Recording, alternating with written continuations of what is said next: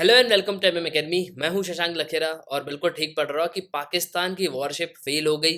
चीन ने जो वॉरशिप पाकिस्तान को दी थी वो पूरी तरीके से फेल हो गई है। देखो, जितने भी फॉल्टी चीज़ें आपको देखने को मिलेंगी, आपको एक चीज़ समझ में आ जाएगा कि ये पूरी शिप फेल हो चुकी है। देखो, इसके इंजन जो है प्रॉपर तरीके से काम नहीं कर पा रहे, मतलब पूरी कैपेबिलिटी से काम नहीं कर पा रहे। इसके अलावा जिनके ऊपर माउंटेड गन्स हैं वो काम नहीं कर पा रही हैं।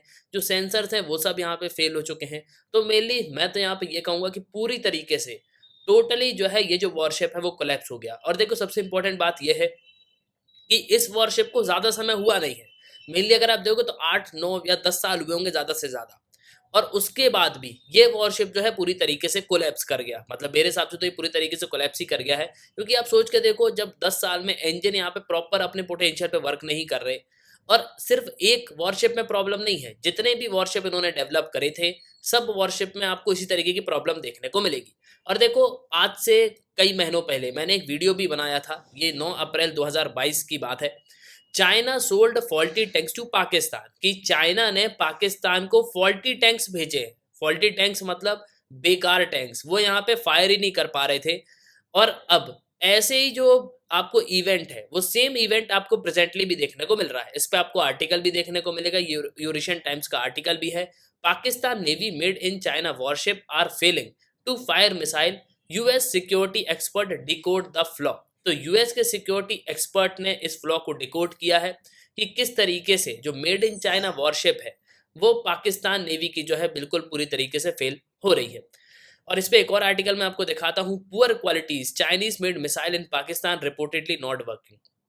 अब देखो, ये तो हम बात कर रहे थे अभी तक वॉरशिप की, लेकिन जो चाइना की मिसाइल हैं वो भी प्रॉपरली जो है फायर नहीं हो पा रहे। मतलब इसी फ्रिगेट से जो मिसाइल्स हैं वो भी यहाँ पे फायर नहीं हो रहे। तो मेरे टोटली आप ये कह सकते हो कि ये जो पूरा आइटम है वो जो है कोलैप्स हो चुका है।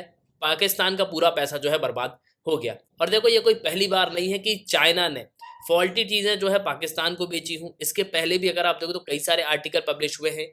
ये आर्टिकल है, several countries concern over faulty Chinese military equipment. तो चाइना क्या करता है, अपने दोस्तों को ही फॉल्टी इक्विपमेंट बेच देता है। अब देखो, इन्होंने क्या किया, बांग्लादेश से लेके म्यांमार तक सभी देश जो है चाइना से नाराज हैं।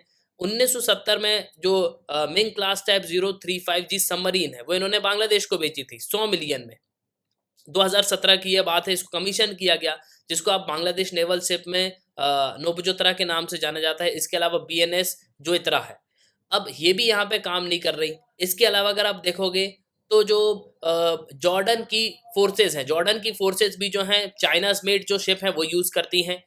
तो अगर आप आज के समय देखोगे तो आपको मेजर कंसर्न देखने को मिलेगा। और डिस्कस करेंगे हम इस वीडियो में कि एक्चुअली में पाकिस्तान में जो नेवल शिप है उसमें क्या प्रॉब्लम्स आ रही हैं और कौन कौन सी चीज़ें जो है हमको देखने को मिल रही हैं। तो काफ़ी कुछ आपको जो है इस वीडियो में जानने को मिलेगा। उसके पहले अगर आप किसी भी एग्जाम की प्रिपरेशन कर रहे हो तो आप हमारे स्मार्ट कोर्स से कर सकते हो। आपको सिंपली करना क्या होगा, आपको डाउनलोड करना होगा, फिर आपको साइन अप करना है। आप 2 वीडियोस लेक्चर देख सकते हो, रेमो लेक्चर होंगे। फिर आपको प्रोफाइल में जाना है, प्लान को परचेस करना है, कोर्सेज को एंजॉय करना है। एक ही सब्सक्रिप्शन में आप सभी कोर्स अवेल कर पाओगे और आप यहाँ पे पीडीएफ भी डाउनलोड कर सकते हो। इसके अलावा themmacademy.in ये हमारी वेबसाइट है, आप वेबसाइट पे भी लॉगिन कर सकते हो ना। देखो, फर्स्ट ऑफ ऑल तो आपको समझना होगा कि पाकिस्तान के लिए जो फ्रिगेट्स हैं वो बहुत ज़्यादा इंपॉर्टेंट है, क्योंकि पाकिस्तान काफ़ी बड़ी बॉर्डर जो है जो सी से जो है शेयर करता है। अब देखो, इनके पोर्ट्स में ट्रैफिक भी काफ़ी ज़्यादा रहता है, क्योंकि अगर आप ये वाला जो गल्फ ऑफ ओमन देखोगे ना, तो गल्फ ऑफ ओमन से कई सारी शिप्स जो है यहाँ पे निकलती हैं। तो प्रॉपरली वॉच करने के लिए, इसके अलावा इंडिया की नेवल शिप भी जो है यहाँ पे गश्त लगाती रहती हैं। तो अब दोनों देशों के बीच में कन्फ्रंटेशन तो आपको देखने को मिलेगा ही। तो पाकिस्तान को इसलिए जो है फ्रिगेट्स की बहुत ज़्यादा ज़रूरत पड़ती है। और देखो, as comparison to India, Pakistan पूरी कोशिश करता है कि हम अच्छे से अच्छे जो वेपन्स हैं उनको अपने पास रख पाएँ। लेकिन देखो, बात यहाँ पे ये है कि पाकिस्तान का जो रिलायबल पार्टनर है ना, वो बिल्कुल रिलायबल नहीं है। मतलब पाकिस्तान के लिए तो वो रिलायबल है, पाकिस्तान ऐसा मानता है। लेकिन अगर आप दूसरे देशों को देखोगे तो दूसरे देश चाइना पे बिल्कुल भी भरोसा नहीं करते।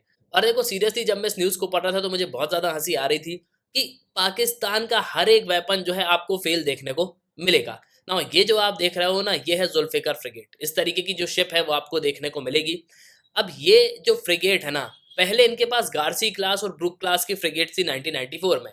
पाकिस्तान जो है नेगोशिएशन करता है चाइना के साथ कि भैया अब जो है ये जो वॉरशिप्स हैं वो पुराने हो चुके हैं, तो हम जो है नई क्लास की जो फ्रिगेट्स हैं उनको डेवलप करते हैं। तो 1996 से 1999 तक आप देखोगे तो चाइना जो है अपने कई सारे वेपन्स को जो है पाकिस्तान को देता है। इसके अलावा ये भी कहता है कि हम ट्रांसफर ऑफ टेक्नोलॉजी के तहत जो है आपको काफ़ी सारी चीज़ें जो है प्रोवाइड करेंगे।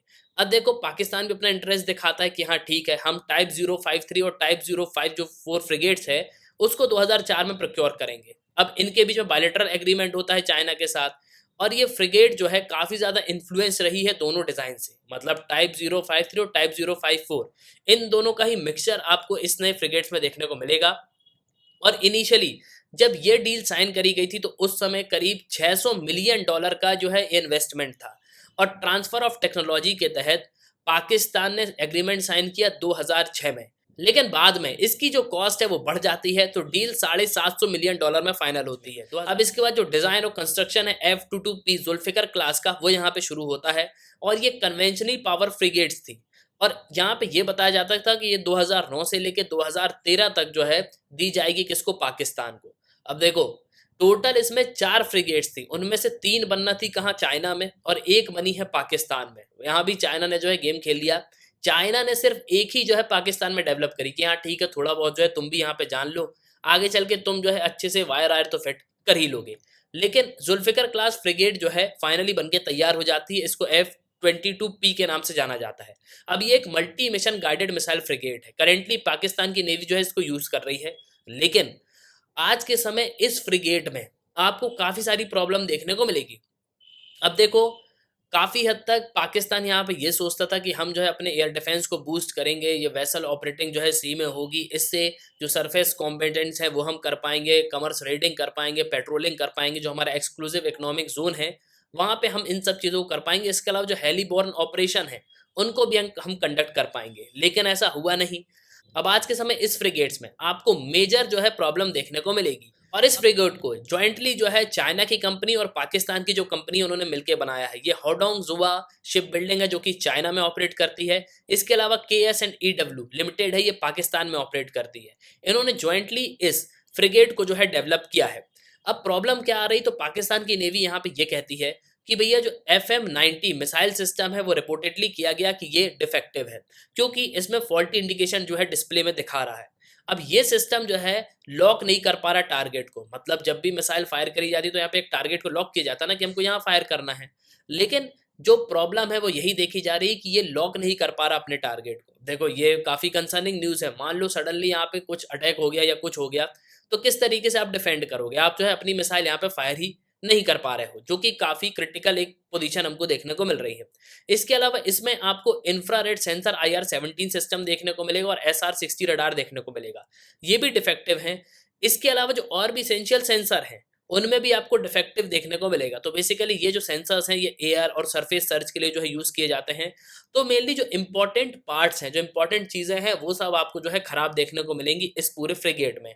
इसके अलावा एक और कॉमन प्रॉब्लम है, वो क्या है कि भैया मेन इंजन में अब देखो हो क्या रहा है कि ये 4 डीजल इंजन जो है आपको इसमें देखने को मिलेंगे जो फ्रिगेट को जो है पावर देते हैं। लेकिन इनकी स्पीड जो है आपको बहुत कम देखने को मिलेगी, क्योंकि हाई एग्जॉस्ट टेम्परेचर है।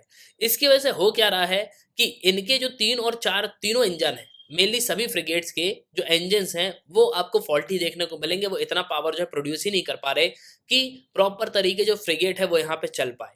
तो इस तरीके के प्रॉब्लम जो है आपको पाकिस्तान के वॉरशिप में देखने को मिलेंगे। और देखो ये कोई पहली बार नहीं है, इसके पहले भी पाकिस्तान ने कई सारी चीज़ें जो है प्रोक्योर करी हैं चाइना से, वो भी फॉल्टी रहे। इनके जो टैंक्स हैं वो भी फॉल्टी निकले। इसके अलावा कई बार हेलीकॉप्टर्स को भी यहाँ पे बोला जाता है कि ये जो है पूरी तरीके से यहाँ पे काम नहीं कर रहे। JF-17 में भी आपको मेजर प्रॉब्लम जो है देखने को मिलेगी। और ये सिर्फ पाकिस्तान की बात नहीं है, जितने भी दोस्त चाइना से जो है वेपन को प्रोक्योर करते हैं, चाहे वो म्यांमार हो, बांग्लादेश हो, इसके अलावा जो जॉर्डन है, और भी जो देश हैं जो चाइना से यहाँ पे खरीदते हैं सब डिफेंस सिस्टम, वो सब के सब जो है आपको फॉल्टी देखने को मिलेंगे। इसके अलावा आपको पता ही हो कि हमारी ब्रह्मोस मिसाइल जो है पाकिस्तान के अंदर चली गई थी, तब भी चाइना का जो डिफेंस सिस्टम है वो उसको नहीं रोक पाया। तो सिंपली आप यहाँ पे ये अंदाजा लगा सकते हो कि चाइना के वेपन्स में कोई कैपेबिलिटी आपको देखने को नहीं मिलने वाली। तो एट लास्ट आई होप कि आपको जो है इस वीडियो में काफी कुछ जानने को मिला होगा। आप अपने ओपिनियन लिखिएगा जरूर। इसी के साथ ये तंत्र इस वीडियो का सुनने के लिए बहुत बहुत धन्यवाद। जय हिंद, जय भारत।